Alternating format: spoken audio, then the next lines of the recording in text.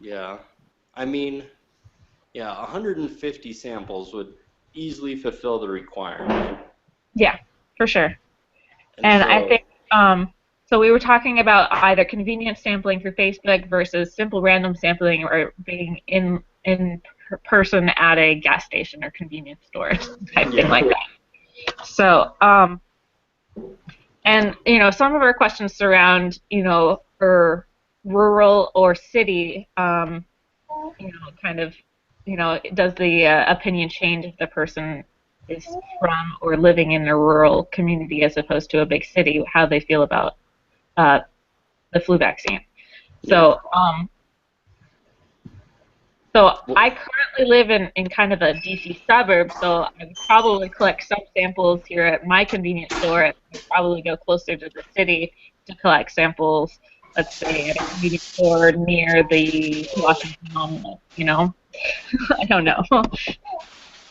yeah.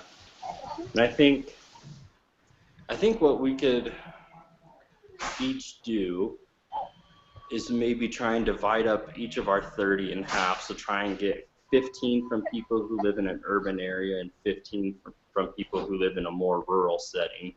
Yeah. And then, so that would easily divide it up to 75 and 75, you know? Right. It just depends on. I'm not sure if everyone could has the time to go to to the city as well as the Yeah. Mhm. And that's rural. fine. Like, if we want to divide it up, I live in a more rural area too. Yeah. And so I could do my full 30 from people who live in a rural area, Mhm. and then we could have other people that live in just plain urban do urban, so that way it kind of offset. Yeah. Yeah. So I'm close enough to DC that I can get them there and I guess we're collecting them this week. Is that what we're doing? I haven't looked at next week's Yeah. materials yet to really see that. But, yep, next week is data collection, so that's when We we're need to doing. have it by next week or by the week after for when it's due. I think it's due Wednesday of next week. So let me double check. I think the data itself is due the week after.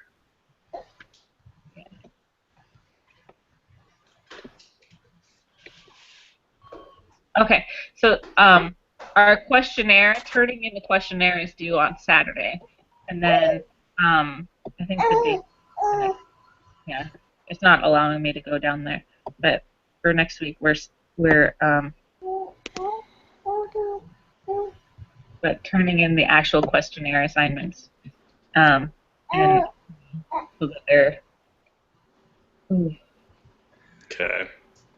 So we need to figure out what kind of questions we want to have. yeah. Right. So that's next week. So this week we're discussing how we're collecting the Oh, sample, where we're going to go to collect the sample, how we're going to reduce bias in our sample. You know, gotcha. So we don't need to do any questions right now. right. Well, yeah, that's being turned in next week. But I mean, we pretty much already have most of the questions from our research questions. So all we have to do is say, do you live in the city or the country? What's your level of education, high school, some college, bachelor's, master's, doctorate. And are we still doing it by ages? So like, Right. Yeah. So what 18 age, to select your 25. age between these ranges. Okay. Yeah. So what we're doing is 18 to 25.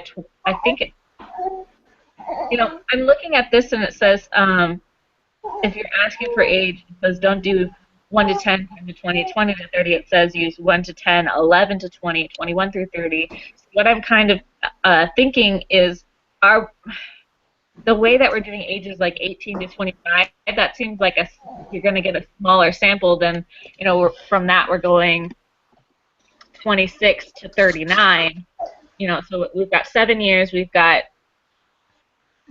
14, 13 years. something like that, and then 40 to 60, is 20 Yeah. years, and then 60 plus is, so it just seems like, I don't I know. guess it could also, but a lot of us, I mean, at least me, I know more people that are in the 18 to 25 range.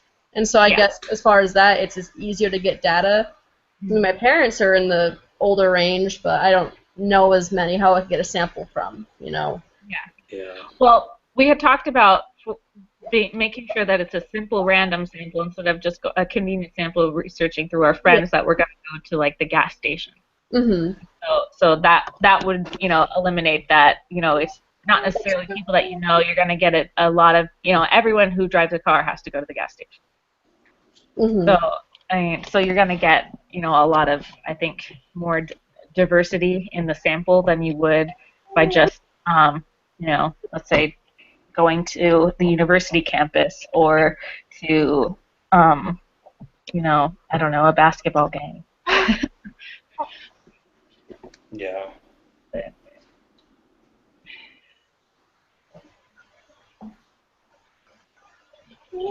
I mean, you gotta think about where you're going as far as where your convenience store is next to. Because I was thinking, you know, if I go to the city, my gas station could be right next to the National Institutes of Health, where you have a lot of people that are in researching vaccines as their job, you know.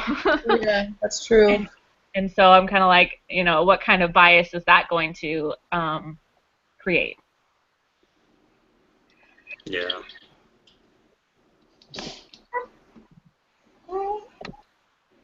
Okay. Well, hmm.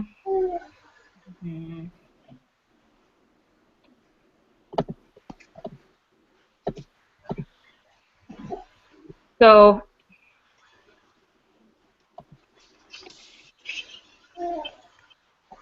we're thinking convenience store. Is that what we're thinking?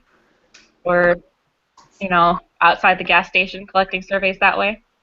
Yeah, we can do multiple types. Like I'd be fine doing that plus doing A Facebook. yeah, Yeah. Facebook as well. Because I mean, I was expecting the instructor to say no Facebook just because that is convenient sampling, but she said that that's okay for the type of research that we're doing in this class. And that's fine with me. Yeah. At first I was like, oh, the teacher's not going to accept that. And then she said, it's fine for the type of research we're doing in this course. And I was like, really? My statistics professor would never have accepted that. So I was really surprised that she said it's fine. But I've noticed a lot of our classmates were leaning towards that type of sampling. Yeah. And I guess there is a way to make it so that it's not as biased as just doing your Facebook friends. I mean, there's a way to make actual surveys. I think you have to pay for it, but a lot of businesses, you know, put surveys on the side of Facebook or kind of make an ad where you can choose to respond to a survey that way. Yeah. And then it's less biased than just saying to your Facebook friends, hey, please fill this out. But I don't know. Yeah, you could also, you know, when you share the link or whatever you do, you could, you know, make it available to anyone on Facebook, not just your friends. So if anyone somehow sees it, I don't know how, but there's a chance, I guess. Yeah. Internet's a crazy place. From what because I had a friend who took this last semester, and what he said he would like do is ask his friends to, number one, fill it out, and then share the link on their Facebook as well. Yeah. And so then that way it gets to an even larger group, and if you can just have people keep on just sharing the link. That's a good idea. Yeah. I mean, just say, yeah, if you take it, just please share the link on your page, and then it just keeps going that way. Yeah. Okay, yeah. Because then you have to think, you know, there's people on your other friends list that you don't have, and so it's just creates more ability to collect more reliable samples. Mhm. Yeah. Mm-hmm.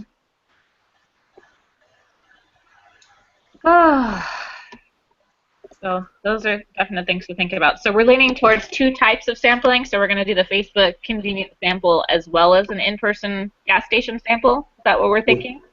Yeah. Okay. Because I think it would be difficult to get samples from the 60 plus or the 40 plus population from doing it on Facebook. But I guess more and more people are joining Facebook every day. But Yeah. Like 90-year-old grandma's on Facebook. there you go. Yeah. Not that she does anything with it, but she's there. Yeah. You can get her to take a survey. I'm just kidding. Yeah. Share it with all of her 90-year-old friends on Facebook. Oh yeah, I'm sure there's loads. Okay, so let's think Perfect. about next week. What are our assignments going to be? They had said that next week we're discussing all of what questions we're going to ask. So so we need to look at what the exact questions are going to be and write them down. We need to think of ways to make our age, instead of age distribution, I guess, more even. I don't know. Do you think that that's important, or I don't know? Because I mean, Yeah. we're looking at a group of 8 years, 18 to 25, 26 to 40, 41 to 60, and We then could do like 18 to 29, 30 to 39. So I mean, that first one would have just the 18 and 19-year-olds as well, and then each one would just be 10 years after that.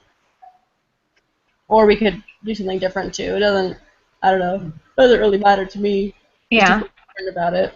I just think that once you graduate from high school and start settling down, I feel like that really does make a different age group if you're over 25. Yeah, Like, that's true. So I'm. No, I understand that. I feel like I'm totally, like, even though I feel like I just graduated from high school yesterday, I know that I'm much different than I was when when I was, just starting college. Yeah.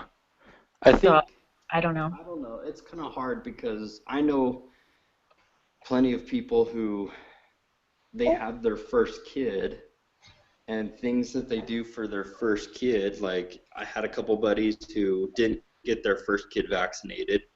Mhm. Things happened, and then their second kid got vaccinated, but that was 3 or 4 years down the road, and they were almost 30. Right. And so I think it's just hard because there's so many different factors Yeah. that play into it.